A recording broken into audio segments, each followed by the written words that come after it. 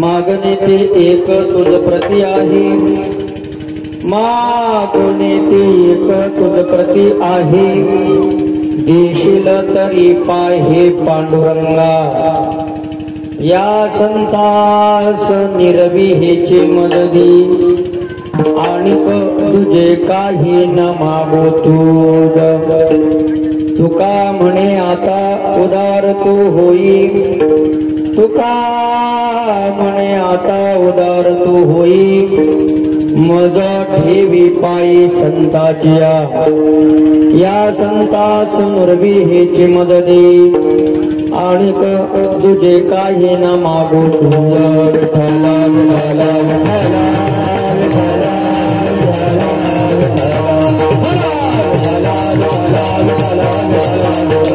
प्रविश्यमवाचमिमां प्रसक्तां संजीवयत्यखिल शक्तिधर स्वधाम्नां, अन्यांश्च हस्तचरण श्रवणत्वगादीन् प्राणो नमो भगवते पुरुषाय तुभ्यं।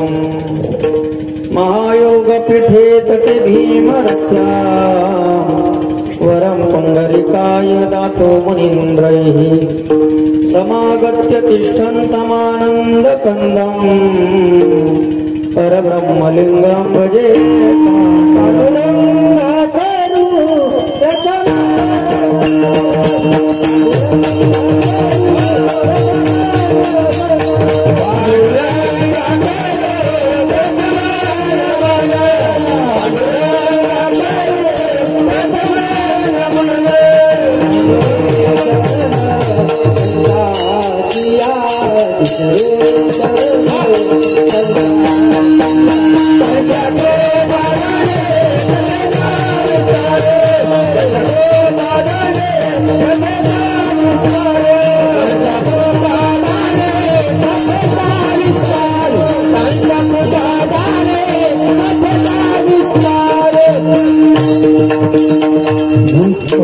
लोकाभिरामं रणरंगधीरं,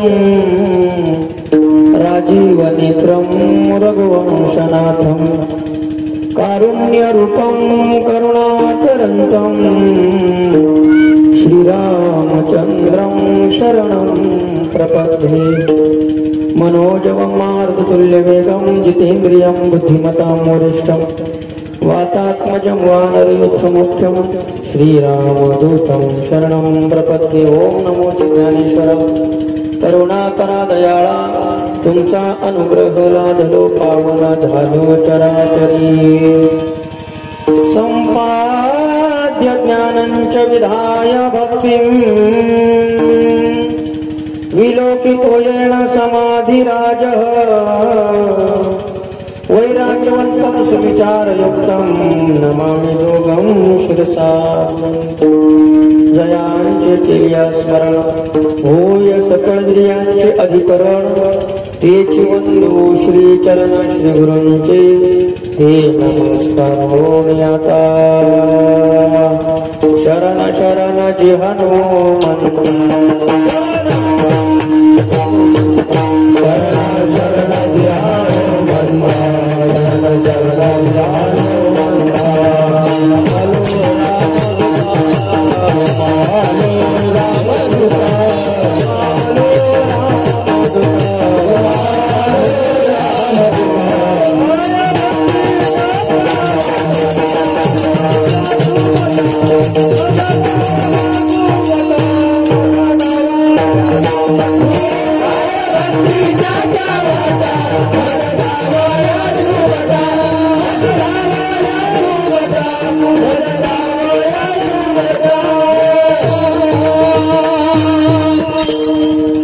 मागणीते तुझ प्रती आहे देशील तरी पाहे पांडुरंगा या संतास निर्विहेची मदती आणि तुझे काही न मागो तुझ प्रस्तुत संप्राप्त कीर्तन रूपी सेवेकरिता निवडलेला अभंग वैराग्य राग रसिक जगत वंद्य जगद्गुरु श्री तुकोबा यांचा 3 चरणाचा अभंग आहे। विठ्ठला विठ्ठला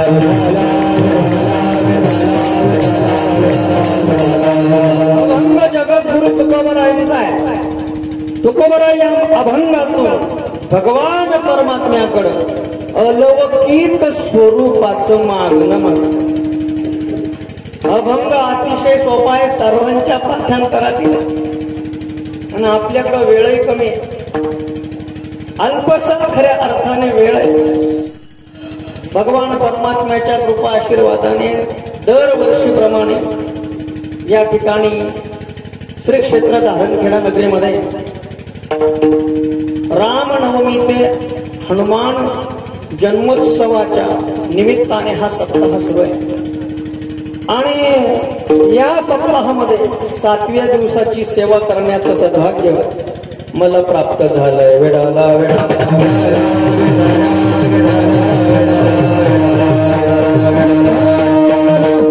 सेवेसाठी उपस्थित सर्व महात्मे मंडळे श्री हरिभक्ती परायण इकडं आमचे परमार्थ शिलार महाराज आहे।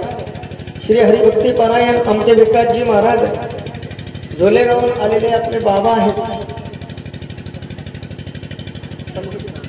पंडित नाना आता तो चेहरा बघा कधी कायम स्मरणात आमचे रमू दादा आहेत इकडे आमचे दादा आहेत दादा आहेत आबा आहेत काका आहेत स्वामीजी आहेत श्री हरिभक्ती परायण अर्जुनजी महाराज आहेत महाराज शेवटच आहेत आमचे कार्यकर्ते म्हणजे महाराज बोलून घेतलं काय महाराज आहे। त्याचप्रमाणे आजची आनंदाची गोष्ट अशी आहे आपल्या संपूर्ण लांबण गावातील धारणखेडातील सगळ्या कुटुंबाशी नाळ जोडलेले आपल्या गावातील भूमिपुत्र तुंडारे दादांची सुद्धा उपस्थिती या ठिकाणी नामदेवांना आहेत मामा आहेत बापू सर्व आहेत तात्या सर्व अशा प्रकारचे महात्मे आहेत। वेळ अगदी माझ्याकडे अपुरा आहे रणमळे बाबा आहे सर्व आहे जास्त वेळ न लावला माऊली ज्ञानोबराय जगद्गुरु तुकोबराय सद्गुरु जोग महाराज दशबुद्धी देतील अभंगाचं चिंतन आपण करण्याचा प्रयत्न करणार आहोत। विडाला विडाला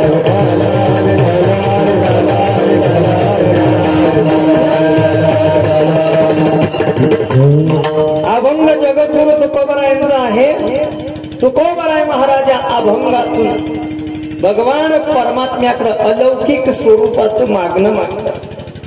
सांगू तुम्हाला सर्वांना ज्ञात आहे, मागण्याची परंपरा जीवाची आहे, संतांची मागण्याची परंपरा नाही. कारण मागणं हे अपूर्णतेतून घडतं आणि संत पूर्णत्वाला गेलेले असतात.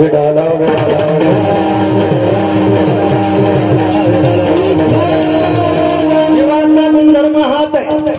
अहंकार चिदात्मानं व्यक्तिकृत्य विवेकतः इदम मे स्यात् इच्छा काम शब्दितः. म्हणजे मला हे पाहिजे, मला हे पाहिजे, मला हे पाहिजे, हे जे करतो त्याला जीव म्हणतात.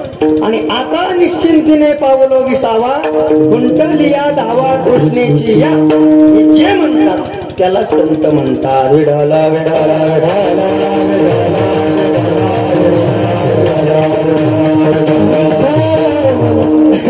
संतांच्या ठिकाणी मागणं संभवत नाही. कारण जगद्गुरु तुकोबरायांचा अभंग तुम्हाला ज्ञात आहे. इकडे लक्ष द्या, आजूबाजूला पाहू नका. अर्धा तास सेवा करायची आपल्याला. जगद्गुरु तुकोबराय महाराज म्हणतात, देवा काही मागणे हे आम्हा अनुचित वडिलांची रीत जाणत असो. देवा आम्हाला काही मागणं हे उचित नाही. आमची परंपरा विश्वंभर बाबा पासूनची आहे आणि आतापर्यंत आम्ही देवा कुणाकडच काही मागितलेलं नाही, तुझ्याकडं सुद्धा मागितलेलं नाही.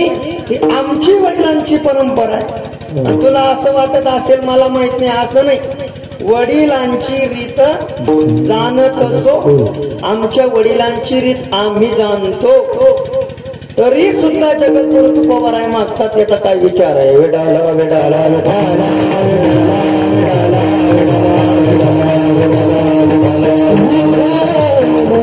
सर्वांना प्रसंग ठाऊक आहे, मी फक्त निर्देश करून जाणार आहे. जगद्गुरु तुका अवतार नामयाचा संप्रदाय सगळ्यांचा येत होनिया. चारही युगामध्ये जगद्गुरु तुकोबरायनं भगवंताची भक्ती केलीच आहे. त्रेतायुगामध्ये जगद्गुरु तुकोबराय अंगद आहे. द्वापार युगामध्ये जगद्गुरु तुकोबराय उद्धव आहे. आणि कृतायुगामध्ये जगद्गुरु तुकोबराय भक्त प्रल्हाद आहे. आणि कलियुगामध्ये जगद्गुरु तुका अवतार नामयाचा नामदेवराय आणि पुढं तेच नामदेवराय जगद्गुरु तुकोबराय. चारही युगामध्ये नुसती भक्ती केली, देवाकडनं काही मागितलं नाही. तुम्हाला सर्वांना प्रसंग ठाऊक आहे, निर्देश करून जातो. भक्त प्रल्हादासाठी भगवंताने स्तंभातून अवतार केला. जास्त वाढवणार नाही. स्तंभातून परमात्मा अवतरित झाले आणि अवतरित झाल्यानंतर प्रसन्नतेनं शास्त्रकार वर्णन करतात, भगवान परमात्म्याचं शरीर अर्ध मनुष्य शरीर होतं आणि वरती सिंहाचा जबडा होता, सिंहाचं शिर होतं. इतकी प्रसन्नता ध्रुवावर आहे, इतकी प्रसन्नता म्हणले किती? भगवंत त्याच्या जिभेनं भक्त प्रल्हादाला चाटत होते. हो, इतकी कृपा, इतकी कृपा. त्यावेळी भगवंत भक्त प्रल्हादाला म्हटले, प्रल्हादा तुझ्यावरती मी प्रसन्न आहे बाबा, काहीतरी मागून घे. प्रल्हाद म्हटले, देवा काय द्यायचं शिल्लक राहिलंय मला? एवढ्या अडचणीतून तुम्ही मला वाचवलंय, काहीच द्यायचं नाही. भक्त प्रल्हाद भगवंत म्हटले, तसं नाही प्रल्हादा, मागून घे. तुझ्या बापानं तुला तेलात टाकलं उकळत्या, तरी तू माझं नाम चिंतन सोडलं नाही. तुझ्या बापानं तुला अग्नीत टाकलं तरी तू माझं नाम चिंतन सोडलं नाही. तुझा भल्या मोठ्या डोंगराहून कडेलोट गेला तरी माझं नाम चिंतन तू सोडलं नाही. गेल्या 2 वर्षापूर्वी कोरोना आला, तुला कोरोना झाला तरी तो माळ काढली नाही. येतोय कोणी कोणी माळ काढल्यावर आपल्या गावाचा विषय नाही. पण भक्त प्रल्हाद भगवंताच्या प्रसन्नतेतून भक्त प्रल्हाद देव म्हणतात काहीतरी मागून घे. भक्त प्रल्हाद पूर्णत्वाला प्राप्त झाले महाराज. भक्त प्रल्हादाने सांगितलं, देवा मला द्यायचं सोडून द्या, मग तुम्हीच माझ्याकडून काहीतरी मागून घ्या. मला हा मुद्दा सांगायचा आहे. त्यावेळी भगवंताने सांगितलं, असं का मागू का तुझ्याकडं? म्हटले मागा. म्हटले एक माझं मागणं म्हणे काय? तू माझ्याकडून काही मागून घ्यावं हेच माझं मागणं. भक्त प्रल्हाद मनात हसले, विचार केला भगवंत फसवताय. मी पुन्हा रिपीट सांगतो. भगवंताने भक्त प्रल्हादाला सांगितलं, तू जर म्हणतो ना मागून घे, तू माझ्याकडं काहीतरी मागावं हेच मला तू दे. भक्त प्रल्हादाने सांगितलं, देवा तुमचं असं म्हणणं आहे का? म्हणले हो. मग मलाही तुम्ही असा वर द्या. म्हटले कोणता? तुमच्याकडं मागण्याची माझी इच्छाच होऊ नये हे मला द्या. विडाला विडाला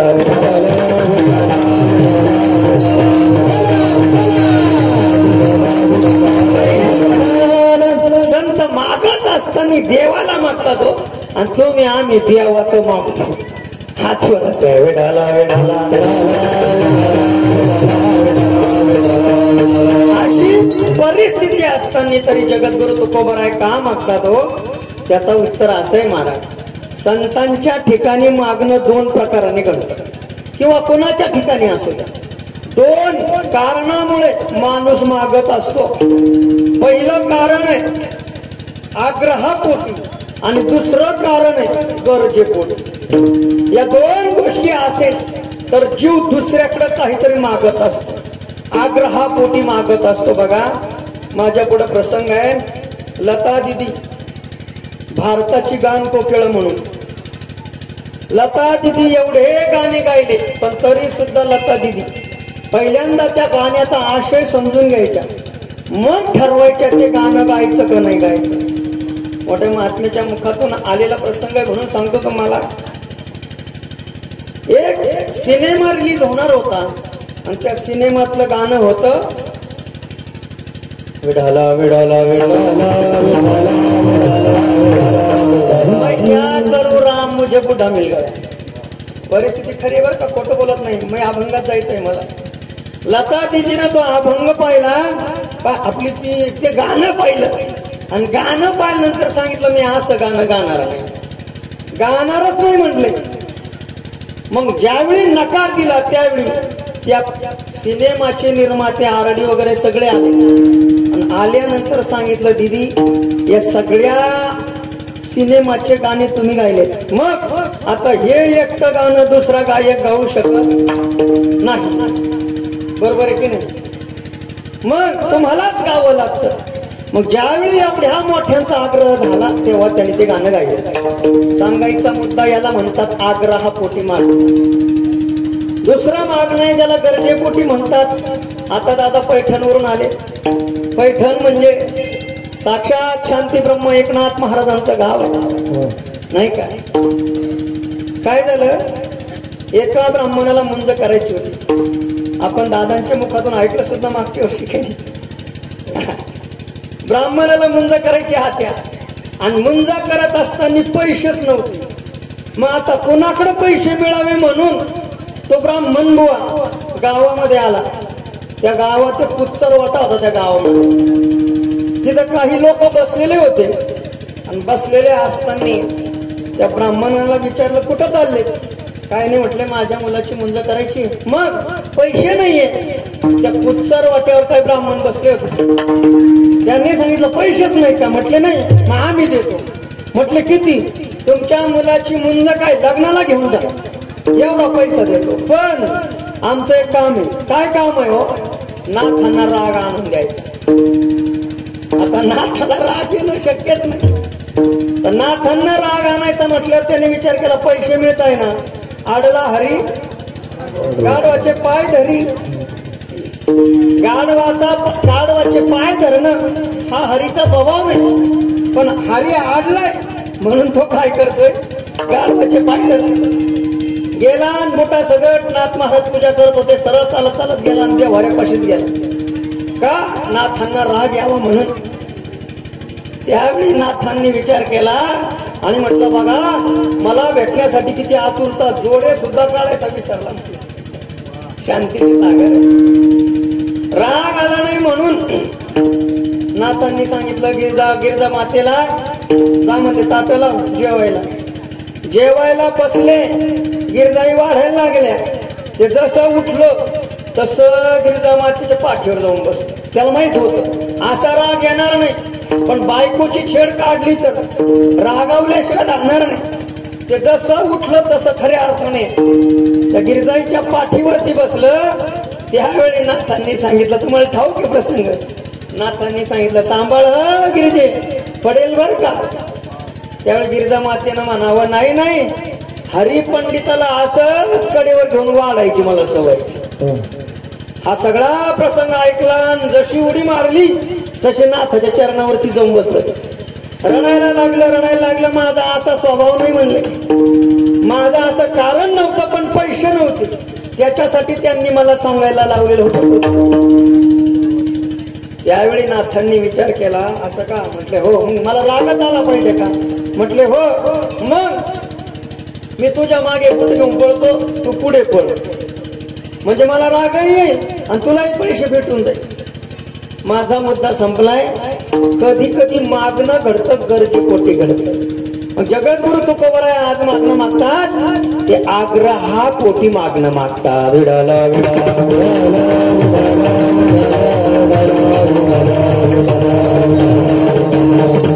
पण मागत असताना सुद्धा काय मागावं हे संताला कळतं बरं का. माझा मुद्दा इथे सहज जर तुम्हाला या ठिकाणी विचारलं, तुम्हाला पखावज वाचता येतो का? किती जणाला पखावज वाचता येतो? किती जणाला वाजवता येतो सांगा ना. कोणालाच येत नाही का? कोणाला पखवाज तात्याला येत असेल ना, तात्याला येत असा कारण तात्या भविष्य पखावज सगळ्यालाच वाजवता येतो. काय अवघड आहे? इकडनं थाप टाकायची, वाजतो ना, तो म्हणतो का अर्जुन महाराज लागते? नाही, पखावज वाजतो, सगळ्यांना वाजवता येतो, पण कसा वाजवावा हे फक्त महाराजांना कळत. येत आहे का तुमच्या लक्षात? तसं मागतो प्रत्येक जण, पण काय मागावं हे फक्त संतांना कळतं. विडाला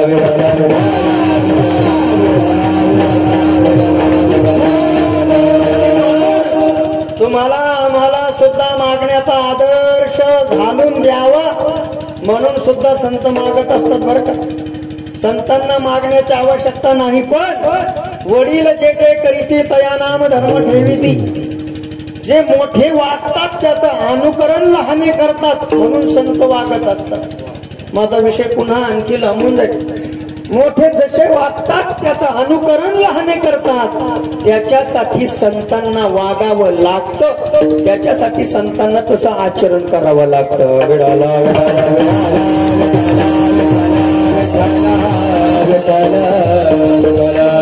आणि म्हणून तुम्हाला आम्हाला मागण्याचा आदर्श घालून देण्यासाठी तुकोबाराय महाराज आज भगवंताकडे मागणं मागताय. विठाला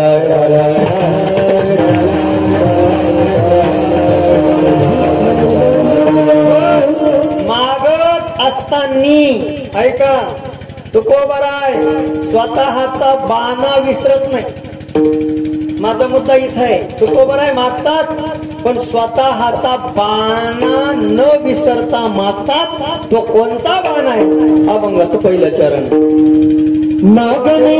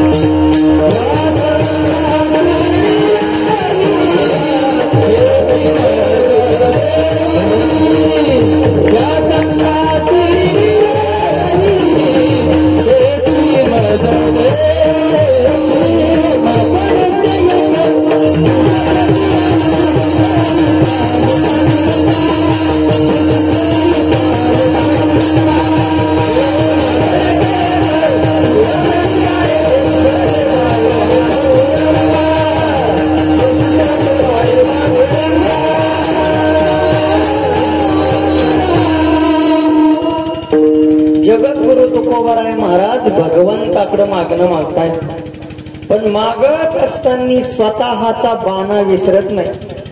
स्वतःचा बाणा काय हो? वडिलांची रीत जाणत असो.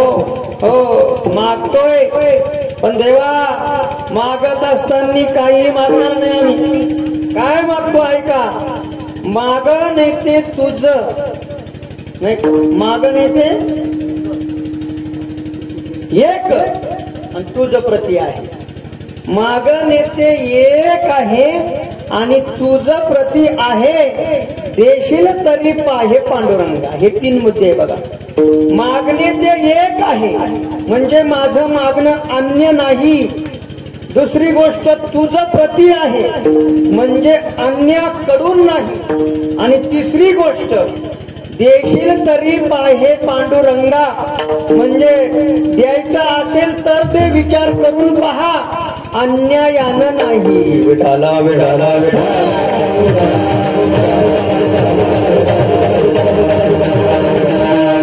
सोप्या भाषेत सांगतो, अन्य नाही, अन्याकडून नाही आणि अन्यायानं नाही. हा जगद्गुरु तुकोबारा यांचा या अभंगातून मागण्याचा बाण आहे. कारण देवा मागणे ते एक आहे, एकच मागायचंय देवा. हो एकच, त्याच्या व्यतिरिक्त दुसरा आम्ही मागत नाही. का मागत नाही?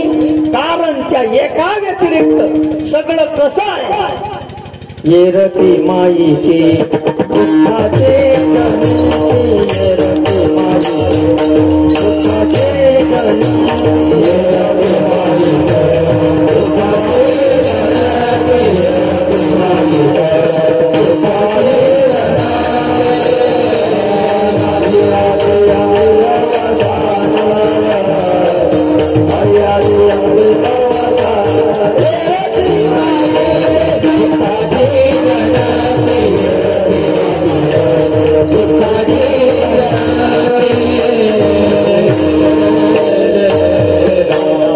जगद्गुरु तुकोबाराय सांगतात देवा मागणे ते एकच मागणे देवा. का?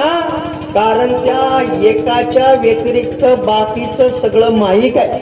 येर ते माईक आणि ते माईक असल्या कारणाने, हा माईक नाही बरं का, माईक शब्दाचा अर्थ माया कार्य. माया जशी दुःखरूप आहे तशी मायेचं असणारं कार्य सुखरूप राहील का? मिरच्या लावल्या, मिरच्याला आंबा येईल का? मिरच्याला तशा मिरच्याच येतात. तसं माया दुःखरूप आहे. मग माया दुःखरूप असल्या कारणाने मायेपासून निर्माण होणारे सगळे पदार्थ हे कसे? दुःखरूप अशा प्रकारचे. मग दुःखरूप सुद्धा नाही, दुःखाची जनिती सांगितली. जनिती, जनिती शब्दाचा अर्थ आपण काय जनली म्हणतो, जनली नाही का, कधी कधी व्याली म्हणतो. जनली हा संस्कृत शब्द आहे बाबा. जन जायते म्हणजे उत्पन्न होणे. येतंय का तुमच्या लक्षात? म्हणून दुःखाची जनिती म्हणजे बाकीचं देवाच्या व्यतिरिक्त सगळं दुःखाला उत्पन्न करणार असल्या कारणाने देवा मागणे ते एक. विडाला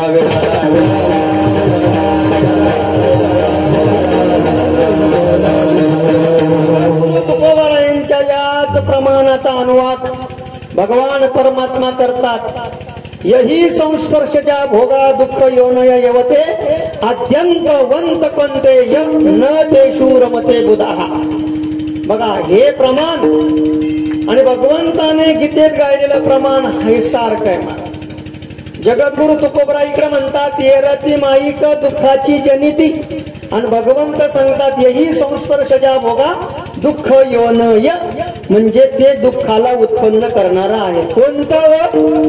इंद्रिय आणि विषयाच्या संयोगातून निर्माण होणार जेवढं काही असेल ते सुख नसून ते केवळ दुःखच दुःख अशा प्रकारचं. आणि म्हणून नाही आधी अंती अवसानी भगवान परमात्मा सुद्धा तेच सांगतात अत्यंत वंत कोणते न ते शूरमते बुधा. ज्ञानी महात्मा अशा वैषयिक सुखा रमत नाही म्हणून मागणे ते एक.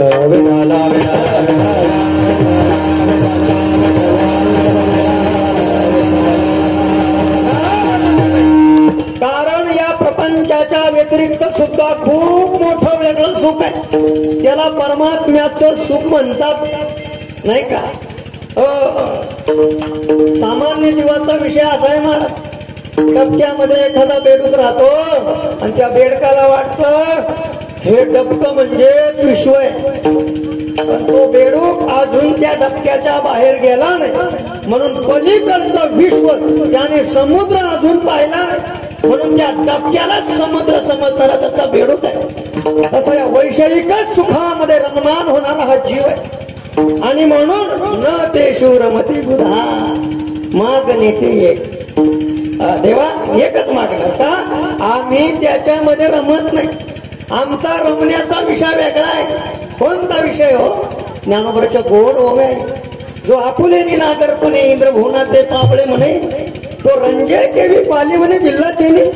ज्ञानोबरा सांगतात जो आपल्या मोठ्या ब्रह्मानंदाच्या सुखामध्ये असणारा, जो स्वर्गातल्या सुखाला पांगळं सुख म्हणतो, तो या गरीबाच्या झोपडीत रमेल. विषयाचं सुख म्हणजे गरीबाची झोपडी आहे.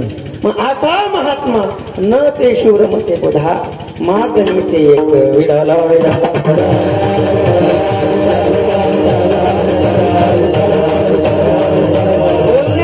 पुष्कळ विषय आहे महाराज. ज्ञानेश्वरी गाथ्याचं जर चिंतन कराल निश्चितपणे हे या सगळ्या गोष्टी आपल्या लक्षात येईल. ज्ञानोबराय सांगतात, सांगे कुमुद दळाचे नेताते तो जेविला चंद्र किरणे तो फडे, तो चकोर काय वाळवंटी चुंबित तासे. शरद ऋतूच्या चंद्रातून पाझरणारा अमृत जो चकोर प्राशन करतो तो वाळवंटातले खडे खाईल का, खात नाही. तसंच ज्याला भगवंताचं परम सुख प्राप्त झालं विषयामध्ये तो रमत नाही. न ते शूरमध्ये. मग कोण रमतो याचा सुद्धा उल्लेख माऊली ज्ञानोबरांनी सांगितलं. कोण रमतो, एरवी तरी पाहे कौतुके, एरवी तरी कौतुके विचारून पाहे पानिके, या विषयाचे सुखे जगवती कवन. कोण कोण फसता, तो कोण फसता याचा विचार इतका गोड ज्ञानोबरांनी केलाय. ज्ञानोबराय सांगतात, जे आपण वे नाही तिथे तयाशीच स्वसुखाचे सदा खराटे, आणि तयाशीच हे विषय गोमटे आवडत. कुणाला आवडतात हे विषय, ज्याने आपणच सुखरूप आहोत, आपल्या ठिकाणीच आनंद आहे हे ज्याला कळत नाही तो या गोमट्या विषय सुखामध्ये रमतो. पण साधू बाहेर आनंद शोधत नाही हो, साधू आत आनंद शोधत. सुख आत्म्याच आहे, सुख आपलंच आहे, विषयाच्या द्वारे येतं आणि आपल्याला वाटत विषयाचं सुख आहे नाही का. तुम्ही बघा बरं का, विचार करा, नळाला पाणी येतं का कुठून बाहेरून येतं. नळाला जे पाणी येतं ते नळाचं आहे का विहिरीचं आहे. कुठलं पाणी हो, पाणी विहिरीचं आहे, येतं नळाच्या द्वारे आणि आपण म्हणतो नळाला पाणी आलं, नळाला पाणी आलं, नळाला पाणी आलं. नळात पाणी आहे का, पाणी नळाचं नाही विहिरीचं आहे. पाईपलाईनच्या द्वारे नळाला येतं आणि आपल्याला वाटतं नळालाच पाणी. मग लाईट नसल्यावर काढ ना पाणी, पाणी विहिरीचं आहे, येतं नळाच्या वाटे आणि आपल्याला वाटत नळाला पाणी. सुख देवाच आहे, सुख आत्म्याचं आहे, येतं विषयाच्या वाटेनं आणि आपल्याला वाटत विषयाचं सुख आहे. वेडाला वेडाला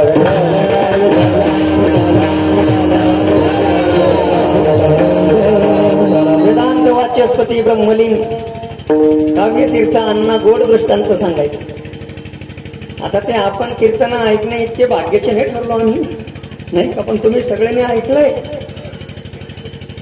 एका कुत्र्याला हाड सापडला, हाड सापडलं बरं का. आता ते हाड सापडल्यानंतर कुत्र्याचं काम असं आहे महाराज, श्वानाशी तरी काय प्रमाणे आठवत का, त्याला पंचपक्वान्नाचं जरी भोजन दिलं तरी त्याचे चित्त हाडावरी असं म्हटलं जातं. कुत्र्याला आवडता विषय म्हणजे हाड आहे. म्हणून पूर्वीपासून परंपरा आली, कुत्र घराच्या बाहेर आलं आपण काय म्हणतो, हाड हाड हाड, म्हणजे त्याला हाकत नाही आपण, इकडं नको तिकडं हाड ऐकलं. येतंय का तुमच्या लक्षात? हाड त्याला खूप आवडतं. मग काय त्या कुत्र्याला हाड सापडलं. कसं? जुनाट हाड. कधीचं हाड? जुनाट. असं जुनाट हाड त्या कुत्र्यानं पाहिलं आणि विचार केला आता एकांतात जाऊन मस्त पैकी त्याचा स्वाद घेऊन. एकांतात गेलं आणि एकांतात जाऊन ते हाड चघळायला लागलं. हाड चघळतंय, हाड चघळतंय, चघळतंय, चघळतंय, चघळतंय. का चघळतंय? कारण त्याचा भ्रम आहे. हाडातून रक्त येतं. हाडातून रक्त येतं का कधी? हाडात रक्त आहे का? नाही. पण ते चघळतंय. भ्रमात ते हाडातून रक्त येतंय. मग चघळतंय, चघळतंय, चघळतंय आणि थोड्या वेळानं त्या हाडाचा टच त्याच्या दाढाला लागतो. हाडाचा टच दाढाला लागला. दाढेतलं रक्त हाडात येतं आणि मग हा म्हणतो आज कशी का आलं का? माझं बोलणं तुमच्या किती लक्षात येत असेल बघा. तर दाढेचा लागतो. दाढेचं रक्त आहे हाडातून येतं आणि याला वाटतं हाडातच रक्त आहे. पुन्हा चघळतंय, पुन्हा चघळतंय, पुन्हा चघळतंय. आता यानं किती चघळलं म्हणून त्या हाडातून रक्त येणार आहे. रक्त हाडाचं नाही, रक्त दाढाचं आहे. तसं सुख आत्म्याच आहे. आपल्याला वाटतं विषयाच्या दारानं येतं म्हणून सामान्य जीव सतत सतत सतत सतत विषयामध्ये प्रवृत्त होतो. वेडाला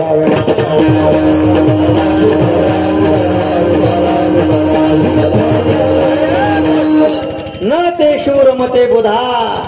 ज्ञानी त्याच्यात रमत नाही म्हणून देवा मागणे ते एकच दे देवा, बाकीचं मला नको. कारण विषयाचं सुख किती दुःख रूप आहे याचा सगळा विचार माऊली ज्ञानोबांनी केला. माझ्या समोर एक सहज प्रसंग आला म्हणून सांगतो. एक शिक्षक एका गावामध्ये नोकरी करायचा. नोकरी करत असताना मध्येच त्याला एक गाव लागायचं. त्या गावाचं नाव होतं भूतगाव. कोणतं गाव होतं? भूतगाव. तो पाटी वाचायचा आणि पाटी वाचली की निघून जायचा आणि विचार करायचा अरे याचं नाव भूतगाव कसं असेल, कसं असेल, कसं असेल विचार करायचा. एक दिवस का होईना या गावातून जाऊन येईल म्हणले नाही. एक दिवस लवकर निघाला आणि ती पाटी वाचून गावात शिरला. त्याने विचार केला ज्या अर्थी या गावाचं भूतगाव नाव आहे त्या अर्थी इथं निश्चित भूत असले पाहिजे.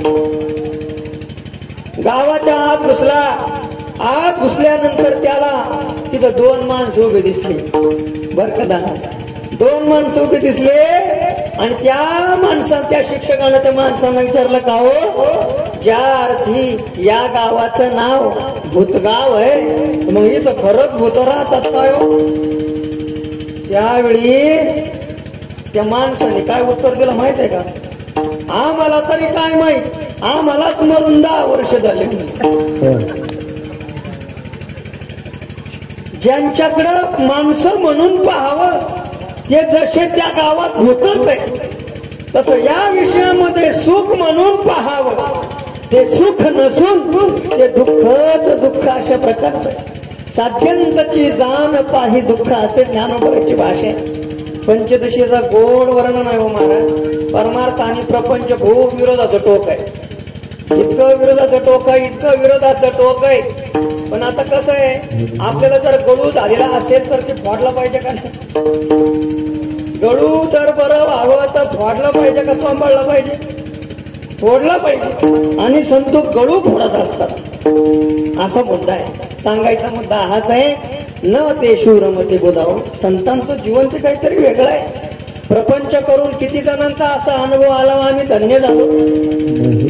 असं कोण आहे असा महात्मा बाबा व्रत झाला आयुष्य संपलं शेवटी म्हणू लागला मी धन्य झालो, प्रपंच केला धन्य झालो. पण आजपर्यंत संतांचे किती उद्गार दाखवतो मला. कृतकृत्य झालो, इच्छा केली ते पावलो, आम्ही धन्य झालो, आम्हाला परमात्मा मिळाला, आम्ही त्या सुखामध्ये राहिलो. सांगू तुम्हाला जे सुख आपल्या स्वप्नात नाही. आपण जे सुख ज्याला सुख म्हणतो ते सुखच नाही. ते सुख नसून ते दुःख अशा प्रकारचं. त्या सुखाची व्याख्या करताना ज्ञानोबांनी सांगितलंय किंबहुना सोये जीव आत्मा याची आहे तेच जे होय तया नाम सुख. ज्यावेळी या जीवाला कधी आत्म्याचं सुख प्राप्त होईल, आत्मलाभ प्राप्त होईल त्याला सुख म्हटलं जातं. आणि मग हे काय ते म्हणतात हे दुःख. आत्माला प्राप्त झाला का नाही, मग दुःख झाला का हो मग सुख. याला सुख अशा प्रकारचं म्हटलं जातं. म्हणून त्या वैश्विक सुखामध्ये महात्मा रमत नाही. विडाला विडाला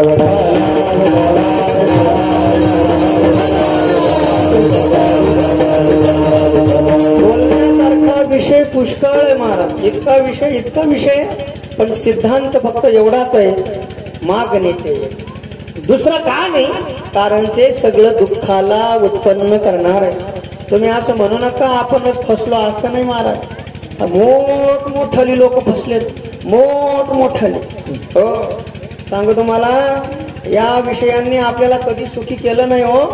तुकोबराय सांगतात, बराडी करून दारोदारी, दारात भिकारीच केलंय हो, भिकारीच केलंय हो. विषय सेवन करायचा का, मग हा विषय सेवन करायचा असेल तर तो विषय सेवन करण्यासाठी आपल्याला पारतंत्र्याचं खऱ्या अर्थाने महत्व घ्यावं लागतं. वैषयिक सुख हे खऱ्या अर्थाने दुसऱ्याकडून प्राप्त करावं लागतं. आणि परमात्म्याचं सुख हे स्वयंसिद्ध असल्या कारणाने तिथं दुसऱ्याची आवश्यकता उरत. आज सांगू तुम्हाला, ऐका, विषयाचं सुख माणसाला किती भिकारी करून ठेवतं. 6 उदाहरणं सांगेल तुम्हाला.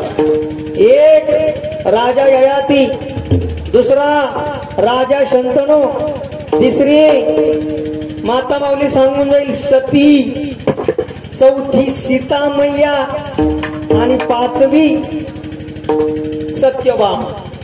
लहान आहे गाव या, त्यांचे आदर्श तुमच्या आमच्या समोर लहान नाहीत त्या, पण फसल्या ना महाराज, फसल्या.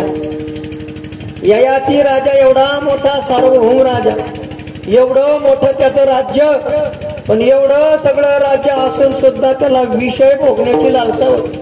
मग आयुष्य संपत आलं, शरीर साथ देईना, पण विषय भोगण्याची अभिलाषा संपली नाही. मग 2-4 पोर होते, त्यांना समोर बोलावलं आणि म्हटले, माझं शरीर मला साथ देत नाही रे, पण विषयाची आसक्ती संपली नाही, मग तुमचं तारुण्य मला देता का म्हणले. त्या पोरांनी सांगितलं, तुम्हाला काही लाज वाटते का, आमच्या लग्नाच्या वयात तुम्ही म्हातारपणात आमचं तारुण्य माग.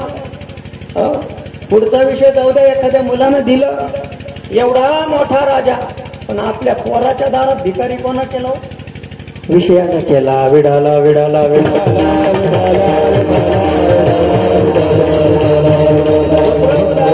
तुम्हाला शंतनू राजा, हस्तिनापूरचा राजा आहे, एवढा मोठा राजा, पण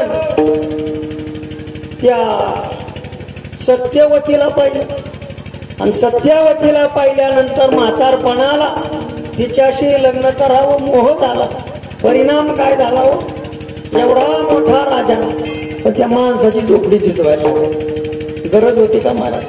सांगायचा मुद्दा आहे, बराडी करोनी दारोदारी, म्हणून मागणी. माझा वेळ खूप पुढे जातो. तिसरं उदाहरण सांगेल तुम्हाला, सीता मैया. सीता मैया सुद्धा प्रभू रामचंद्राला वनवास झाला आणि वनवास झाल्यानंतर प्रभू रामचंद्रांनी वल्कळ धारण केली, राज्याच्या बाहेर निघाले. सीता मैया मागे पुन्हा तेच भगवस्त्र घेतलं निघाले. वशिष्ठांनी सांगितलं म्हटले, सीते वनवास रामाला आहे, तुला वनवास नाही, मग तू राज्यात राहा, राज्याचं सुख भोग. सीता मैयानं सांगितलं, नाही असं जमणार नाही, जिकडे राघव तिकडे सीता, जिकडं माझे पती जातील तिकडं मी जाणार. जशी माणसाला सावली सोडून राहू शकत नाही, तसं माझ्या पतीला सोडून मी राहू शकत नाही. शास्त्रकार वर्णन करतात, अशी असणारी सीता मैया महालामध्ये पास झाली आणि वनात जाऊन नापास झाली. का नापास झाली, काय कारण आहे याचं. त्याच्या ठिकाणी असं सांगितलं, वनामध्ये बसलेली आणि बसता बसता बसता बसता समोरून हरिण आलं. येतंय तुमच्या लक्षात, हरिण आलं आणि तिनं विचार केला, म्हटली कसं करा, पण एवढं सोन्याचा हरिण मला द्या. प्रभू रामचंद्रानं सांगितलं, अगं सीते, आतापर्यंत प्रकृतीनं सोन्याचा हार निर्माण केलेला नाही. मग ते मायावी आहे, तो राक्षस आहे. सीतामय्यानं सांगितलं, मला प्रवचन सांगू नका, आतापर्यंत मी तुमच्याकडे साडी मागितली नाही, मग हारीन पाहिजे. प्रभू रामचंद्राने विचार केला, एवढा जगाचा चालक मालक असणारा, अखिल कोट ब्रह्मांड नायक असणारा मी हिच्या जवळ असताना हिला त्या सीतेचा मोह व्हावा. प्रभू रामचंद्राने विचार केला, आता सीता इथं ठेवण्याच्या कामाची. मग दिली लंकेत पाठवून.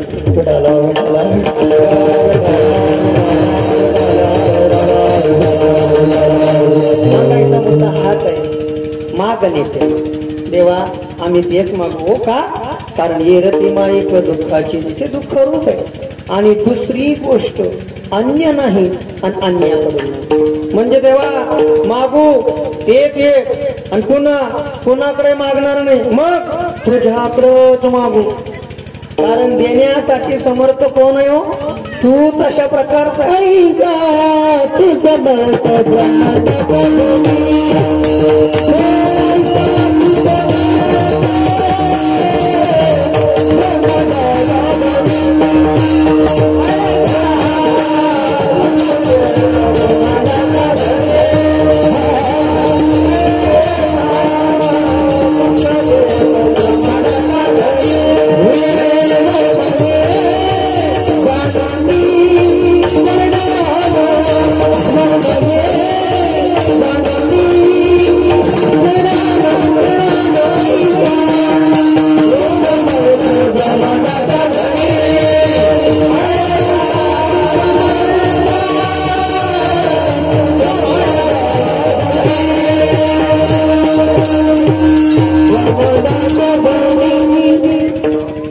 देण्यासाठी योग्य फक्त भगवान परमात्मा. बाकीच्या देवतांकडे मागवण्याच्या जर भानगडीत पडाल तर आपण सुद्धा तिथपर्यंत पोहोचणार नाही. कारण इंद्र चंद्र देव ब्रह्मादी करुणी संशयाची श्रेणी छेदीची ना.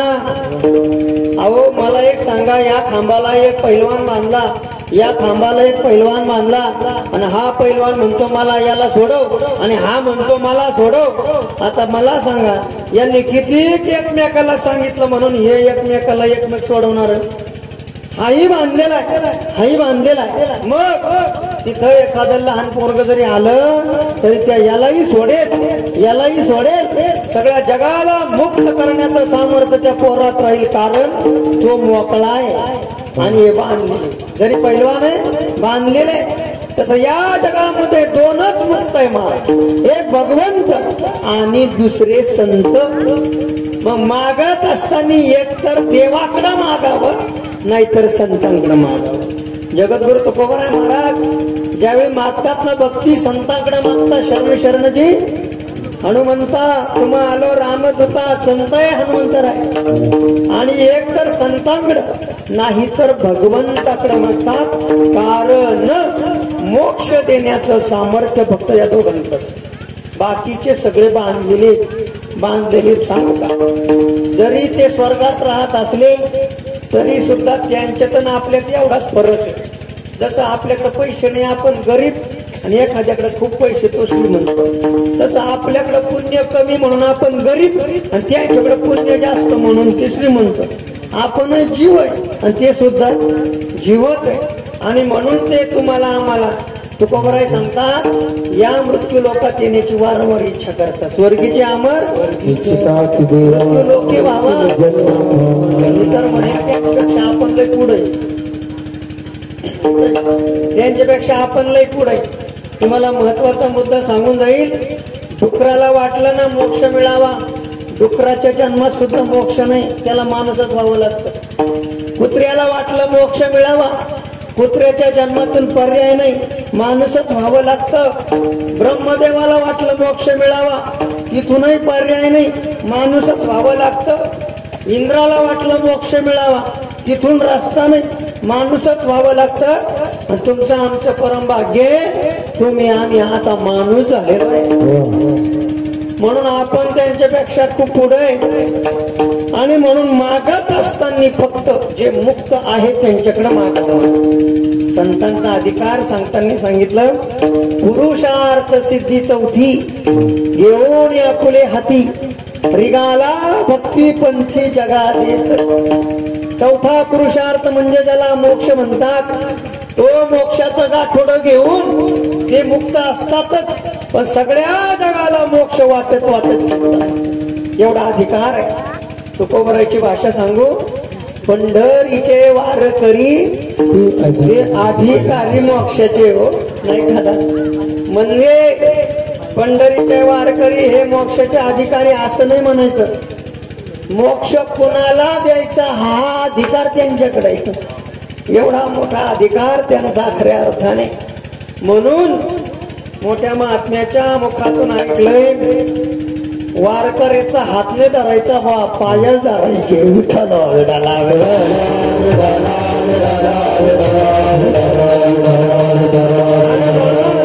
माग नेते आणि तुझं प्रती आहे, कारण दुसरे माझी इच्छा पूर्ण करू शकत नाही देवा, तूच मला खऱ्या अर्थाने देऊ शकतो. आणि तिसऱ्या मुद्द्यात अन्यायानं मागत नाही.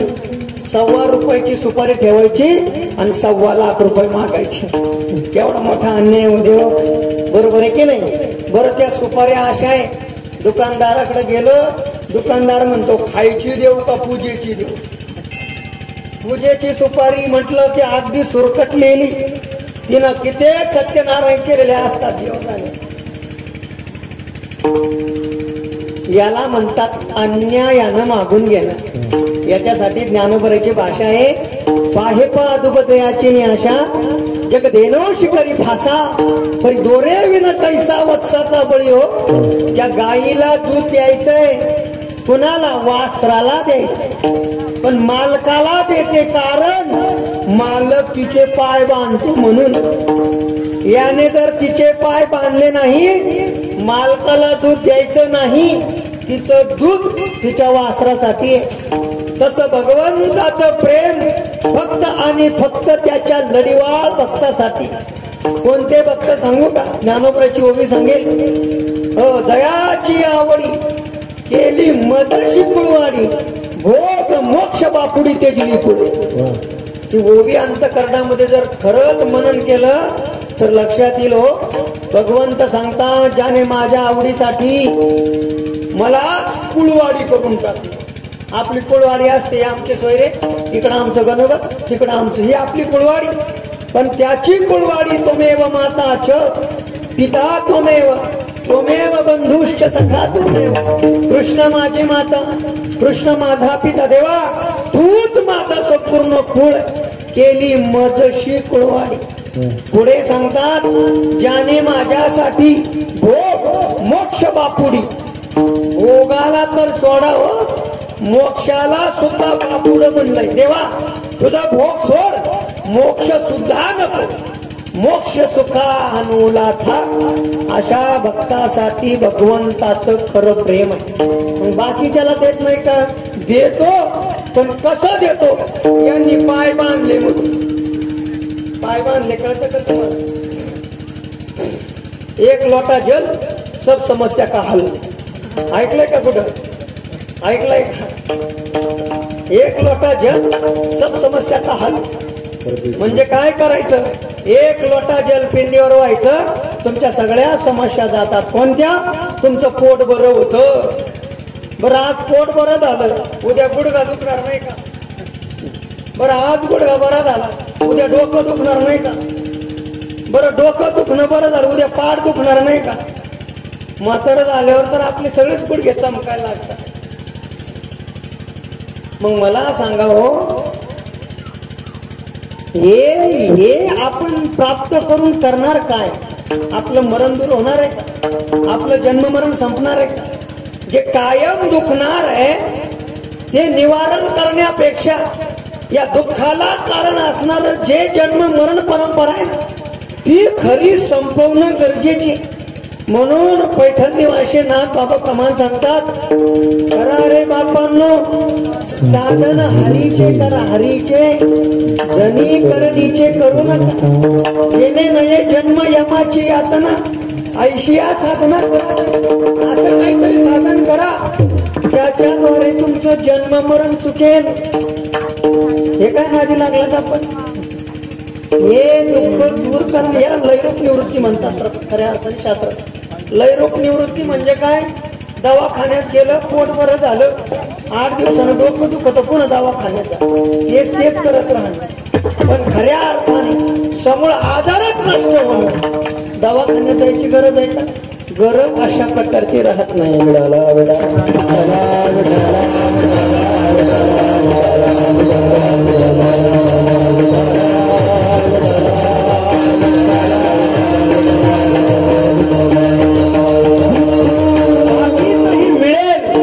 पण त्याने समाधान होणार नाही, त्याने जन्म मरण चुकणार नाही. तुमच्या आमच्या मागचं खरं दुःख जन्म मरणाचं आहे.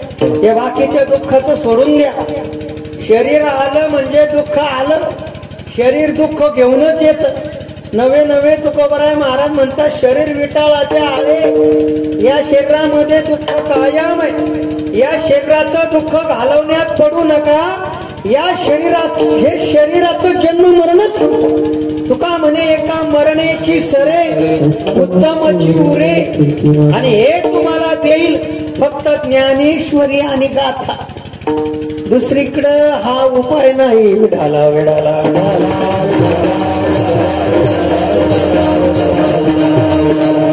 आणि ह्या गोष्टी मागत असताना आपण फसून जातो. म्हणून संतांना आपण आपला आदर्श मानलं पाहिजे. मागायचं काय? एकच देवाच्या संबंधाने मागायचं. पुन्हा कुणाकडं? भगवंताकडच मागायचं. दुसऱ्या देवतेकडे सुद्धा मागायचं कारण नाही. सेंद्रिय इंद्रिय दैवते कोणती पूजिती होते घेते आपल्या पोटाची रडती आणि मागती शिजा होतात. आपल्या पोटासाठी रडतात आणि आपल्याकडूनच म्हणतात आम्हाला भात करून आणा. आपल्या पोटासाठी भात करून आणा. जर नेला नाही ना भात, मग आपल्याला बेंड होतील, आपल्या पोराला धरतील. अहो, आई कधी आपल्या लेकराचं वाईट सहन करेल का? कोणत्या आईला वाटतं आपल्या पोराला दुःख व्हावं? कोणत्या आईला वाटलं आपल्या पोराला बेंड व्हावं? कोणत्याच आईला वाटत नाही आपल्या पोराला बेंड व्हावं.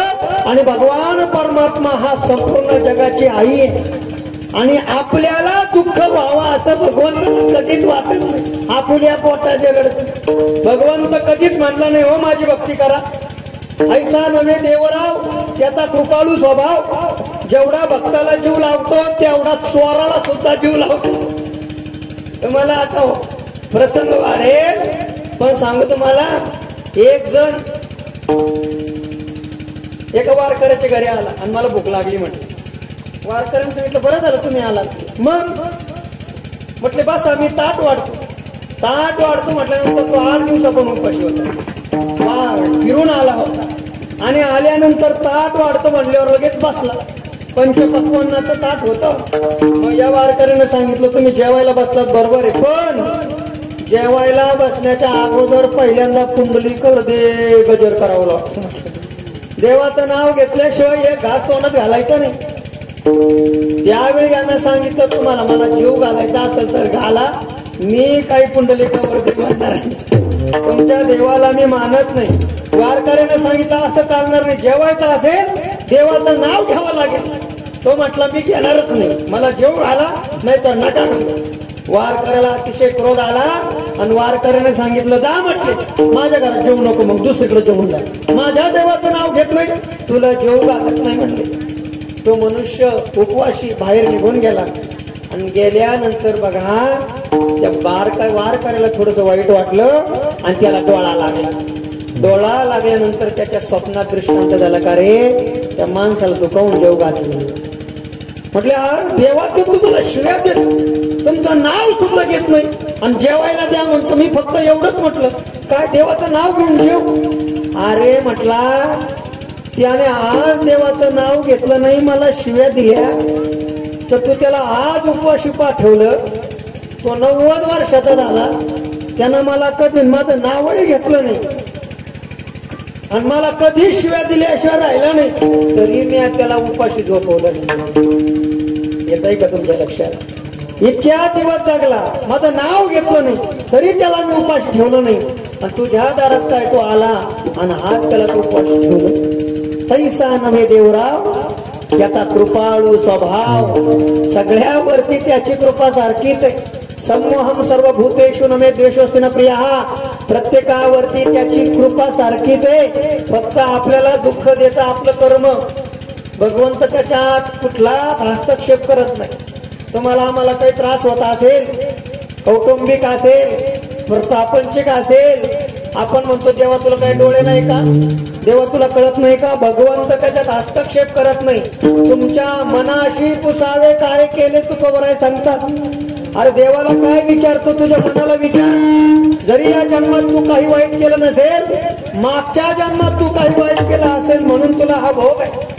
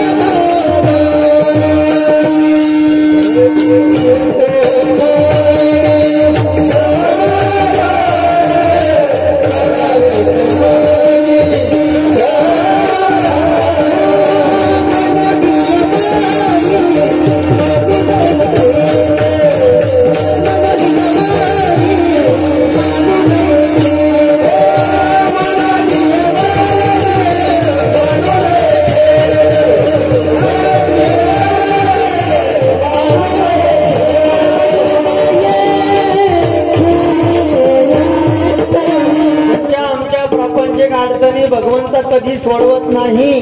आणि प्रापंचिक अडचणीसाठी त्याचं भजन करत बसू नका.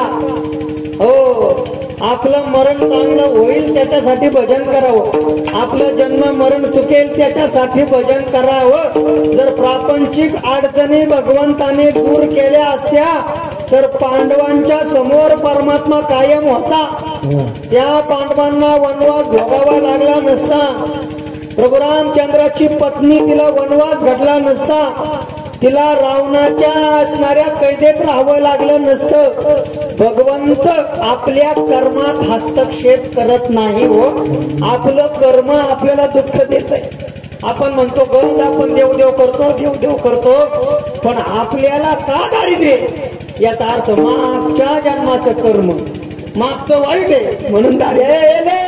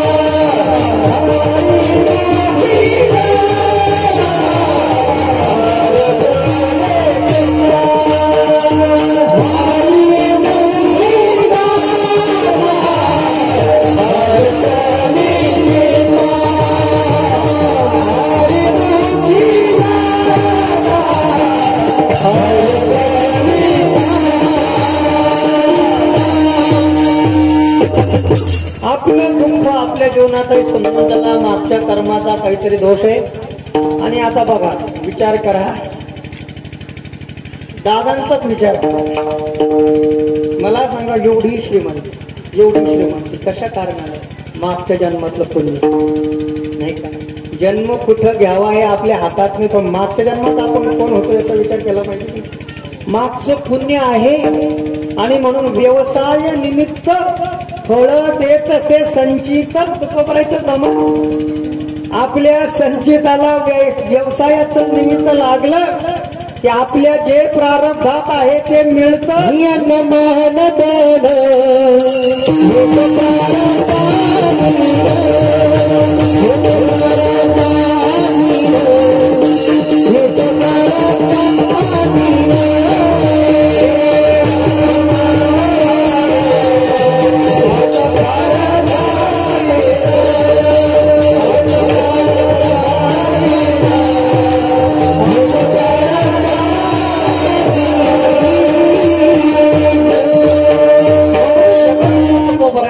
देवालाच मागा आणि काय मागा. मागताना फसलं का जन्म मरण चुकत नाही महाराज. प्रारब्धात जे आहे ते मिळणारच आहे. मोठ्या महात्म्याच्या मुखातून ऐकलंय, आपल्या ललाटीत जे आहे ते कुणीच मिळवू शकत नाही आणि आपल्या ललाटीत जे आहे जे नाही ते कुणीच देऊ शकत नाही. आपला वेळ संपला. रामायणामधला प्रसंग डोळ्यासमोर आला. तुम्हाला सांगून जातो, रावणानं सीतामायेचं हरण केलं आणि केल्यानंतर विभीषण रावणाला समजवायला गेला, देवाची पत्नी देऊन टाक, कशाला नादाला लागतोय, देव येतो तुला मारून टाकल्याशिवाय राहणार नाही. विभीषणाचं हे बोलणं रावणाला पटलं नाही. सिंहासनावर उठला आणि विभीषणाला लाथ मारली आणि लाथ मारल्यासारखी सांगितलं, जा तुला कुठं जायचं तर. विभीषण तिथून निघाला आणि निघून सरळ रामाकडे जाण्याचा त्यानं विचार केला. पण जाताना विचार केला, मी तर राक्षस आहे आणि प्रभू रामचंद्र माझा स्वीकार करतील का. एक मन म्हणतं करील आणि दुसरं मन म्हणतं करतं की नाही. कारण आम्ही दोघं एकाच दुखण्याचे म्हटले, कोण, सुग्रीव आणि विभीषण. म्हणजे वालीनं सुद्धा सुग्रीवाला लाथ मारून काढून दिलं, भगवंतानं वालीला मारलं आणि वालीचं राज्य कोणाला दिलं, सुग्रीवाला दिलं. मग विभीषणाच्या मनात विचार आला, प्रभू रामचंद्र याला मारल्याशिवाय राहणार नाही आणि एवढं राज्य मला मिळालं तर बरं होईल, सकाम येतो नाही का. त्यावेळी तो गेला. भगवंताने त्याच्या मनातलं जाणलं. आपल्या आदिदेवाला कळतंय आपल्याला काय पाहिजे नाही का. न सांगता तुम्हा कळो येते अंतर. बघ आधी देवाला कळतं मग आपल्या मनाला वाटतं अरे आपल्याला पाहिजे. विभीषण गेला आणि विभीषण गेल्याबरोबर प्रभू रामचंद्रांनी शब्द टाकला, आओ लंकेश. रावण तर मरायचाच पण मनातलं जाणलं याला लंका प्राप्त होण्याची इच्छा आहे. लगेच म्हटले, लंकेश या. लंकेचा राजा केला महाराज. मंदोदरी रावणाकडे गेली. रावणाला म्हटली, तुम्हाला काही कळतं का. म्हटले काय. बघा तुमचा विभीषण भाऊ तुम्हाला सोडलं रामाकडे गेला, तुम्ही सुद्धा तेच करा. काय करा, सीतामायेला मान सन्मानानं घ्या, त्यांना शरण.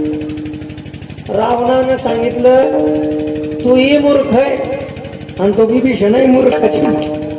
म्हणे कसं काय.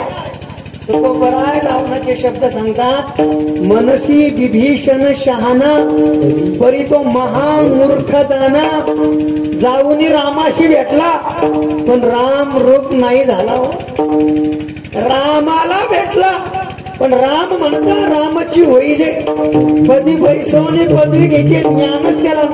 मग रामाला भेटला लंका मागून घेतली. आता मला सांग म्हणले, म्हणे काय.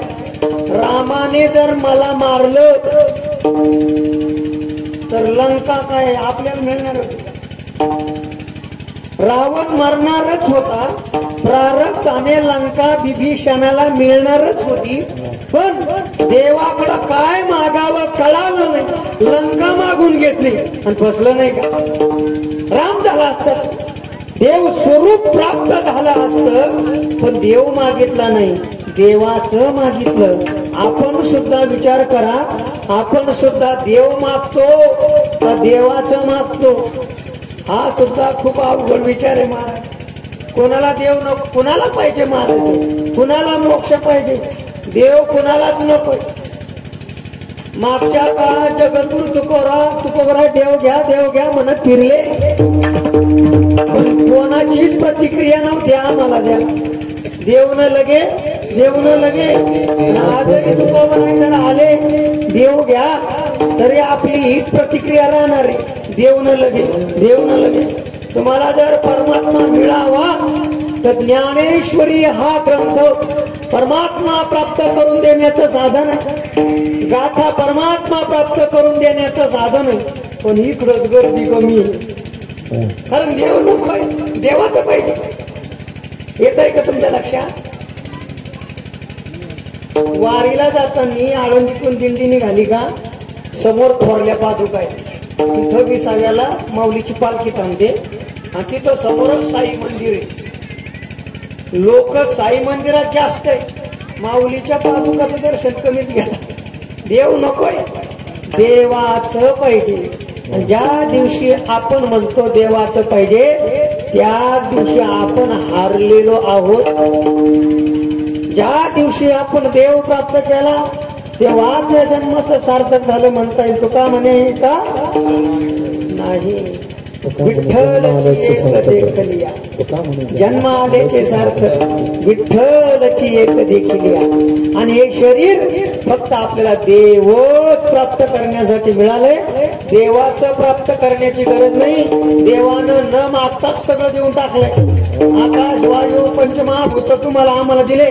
जर वायू तत्व नसतं तर आपण एक क्षण राहू शकत नाही, प्राणवायू देवाने दिला.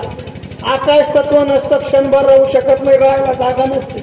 अग्नी तत्व नसतं तर हा वैश्वानर अग्नी अन्न पचवू शकत नसता. पाणी नसतं जगू शकत नसतो. सांगायचा मुद्दा न मागता सगळं दिलंय त्याने.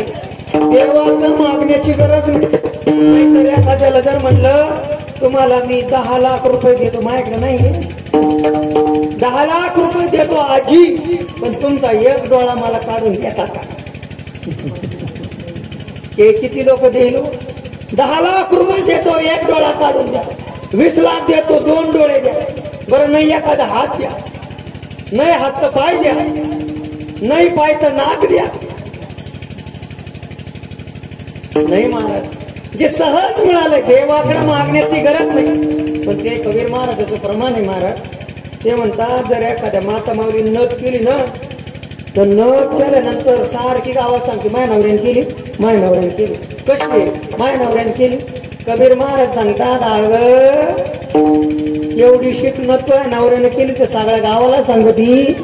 एवढं भगवंताने नाक दिलं, नाकच नसतं. नाक काय कानात घातली असती की तुला नथ?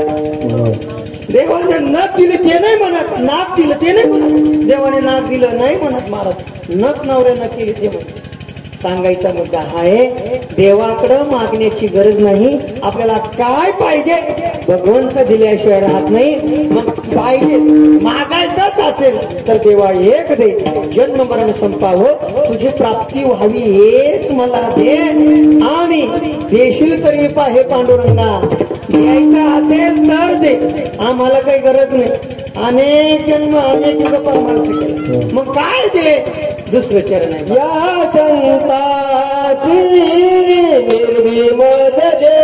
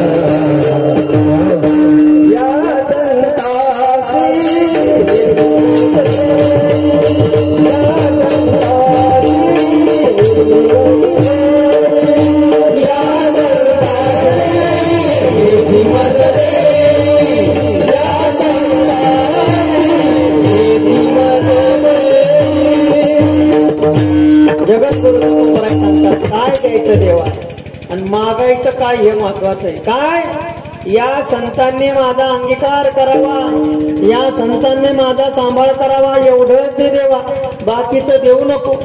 संतांनी सांभाळ केला तरच आपलं जन्म मरण संपून जातं बुवा. सांगू तुम्हाला, जगद्गुरु तुकोबरायांनी गाथा लिहिल्यानंतर हा शेवटचा अभंग आहे. सगळ्या गाथ्याचा परिपाक म्हणजे हा अभंग आहे. काही केलंय तेव्हा मागण्याच्या अधिकारी झालोत ना, द्यायचं असेल तर येच दे, दुसरं देऊ नको. जसं ज्ञानेश्वरी नंतरचा बसायदान हे त्या ज्ञानेश्वरी ग्रंथाचा परिपाक आहे. आता विश्वात्मके देव येणे वागेतने तोषाळ, पुन्हा जे खळांची व्यंकटी सांडो तया सत्कर्मी रती वाढ. काय मागितलं ज्ञानोबरायांनी? जे खळ लोक आहे, खळ, त्या खळांचा वाकडेपणा जाऊ, वाकडेपणा, आणि त्या खळांचा वाकडेपणा जाऊन त्यांची रती सत्कर्मात राहो. त्यांची रती सत्कर्मा झाली रे झाली तर त्यांना निश्चितपणे फल प्राप्त झाल्याशिवाय राहत नाही. त्याच्यातही सत्कर्म हा शब्द खूप महान आहे, मोठा आहे. जाऊ द्या, आपला वेळ संपलाय, पण सांगायचा मुद्दा आहे हा या अभंगाचा परिपाक आहे. तुकोबराय सांगतात, द्यायचं असेल संतांच्या संगतीत खऱ्या अर्थाने मला राहू दे, त्यांनी माझा सांभाळ करायला पाहिजे. तुका म्हणे, तुम्ही निरविल्यावरी मग माझा हरी उपेक्षिला.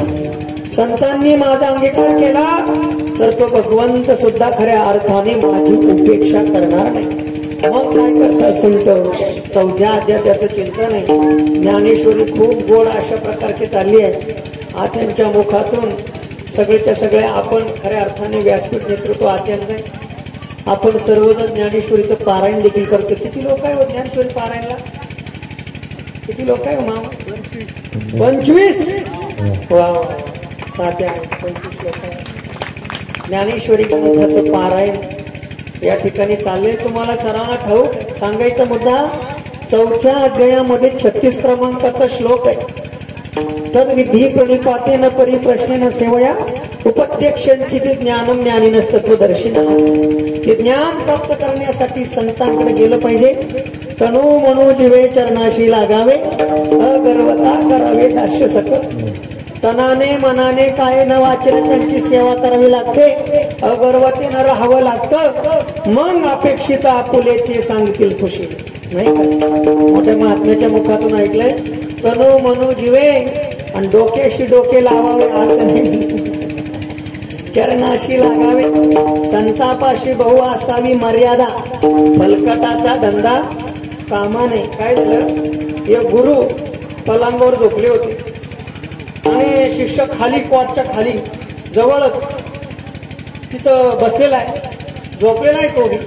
त्यावेळी झालं काय, एक वासरू होतं महाराज, ती गाय, ती वासरू त्या चरटात गुतलं. आणि गुतल्यानंतर तिथे महाराजांनी पाहिलं, महाराजांनी सांगितलं, एवढं वासरू मोकळं कर म्हणले, तू जा बरं, उठ बरं, एवढं वासरू मोकळं कर. त्यावेळी हा डोक्याशी डोके लावावे असा होता. यानं सांगितलं, महाराज मी कस काय मोकळं करीन, मी बद्ध जीव आहे, म्हणजे वासरू बद्ध जीव आहे, मग मी नाही मोकळं करीन. मग तुम्ही मुक्त आहे ना, तुम्हीच मोकळं करा म्हणते. याला म्हणतात डोक्याशी डोके लावा. पण तसं नाही, अगर्वता करावे दास्य सकळ. संतांनी अंगीकार केला, निश्चितपणे आपली अपेक्षित असणारी वस्तू ते परब्रह्म तत्व तू आहे, या बोधावरती तुम्ही आम्ही गेल्याशिवाय राहत नाही. म्हणून जगद्गुरु तुकोबराय सांगतात, देवा तुम्ही आता उदार व्हा आणि या संतांच्या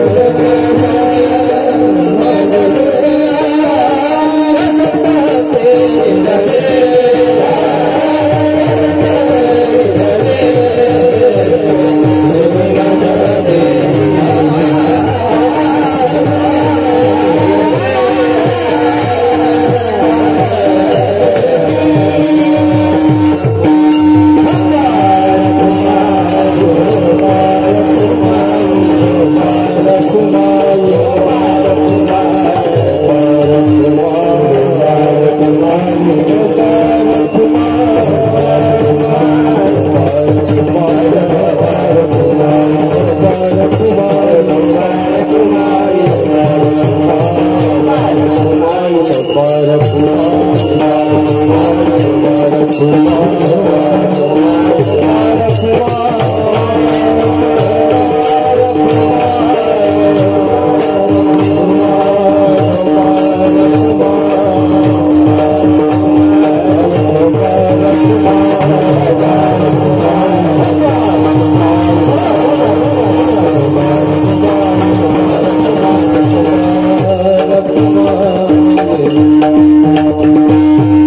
मागणे ते तुझ प्रती आहे देशील तरी पाहे पांडुरंग या संतास नर्वे हेची मदती आणि ग तुझे काही ना मागो तुझ तुका म्हणे आता उदार तो होई मज ठेवी पायी संतांजिया परमार्थाचा परिपाक हात आहे आपण सतत संतांच्या चरणाजवळ राहिलो पाहिजे संत समागमे धरावी आवडी करावी तातडी परमार्थाची ज्ञानाच्या पूर्वकाली सुद्धा संतांच्या संगतीत राहणं गरजेचं आहे आणि ज्ञान प्राप्त झाल्यानंतरही ज्ञानाच्या उत्तरकाली सुद्धा भक्ती सुखाचा आनंद घेण्यासाठी संतांच्याच संगतीमध्ये राहणे लावणे मृदंग श्रुती टाळ घोष ठेवून ब्रह्म हे सगळे अभंग ज्ञानाच्या उत्तरकालच्या अभंग आहे आपण ज्ञानाच्या पूर्वकाली म्हणतो म्हणून त्याचा खरा आनंद आपल्याला प्राप्त होत नाही हे ज्ञानोत्तर प्रेम लक्षणेचे अभंग आहे हो